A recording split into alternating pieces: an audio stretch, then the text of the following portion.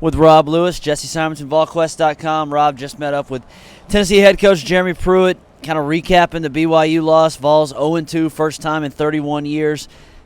Their head coach, though, was almost just measured and taking a very kind of calm and deliberate approach, saying, we're going to continue to get better, and it's a big week ahead for the Vols. Yeah, I'm not sure what fans want to see from him at this point. I mean, I feel like he's taking ownership. I mean, he talks about looking in the mirror, having to do better. And, I mean, my overriding take coming out of that today was, that was a tough loss, but he genuinely, honestly believes that they got a lot better from week 1 to week 2. It just didn't show up on the scoreboard. Talked a lot about the team's inexperience. He was also very hopeful, kind of that a young defense would continue to grow. Noted they returned 7 starters. 4 of those guys are not currently playing football for Tennessee right now. Bryce Thompson, Emmett Gooden, Danny Batuli, and Balin Buchanan.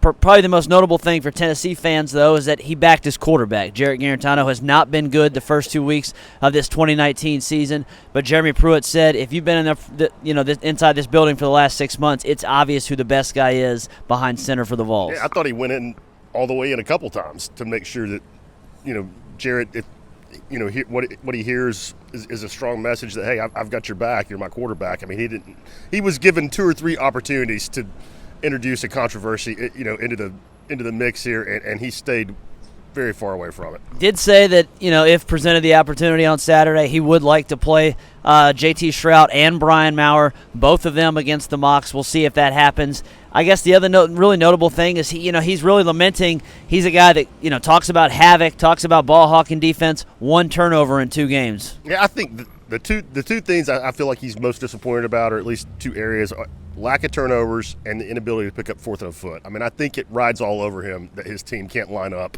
and pick up 4th and less than a yard in the situations like we saw the other night. We'll have plenty of coverage throughout the week, starting with a Monday. 4 downs with Jeremy Pruitt. Stay tuned to VolQuest.com.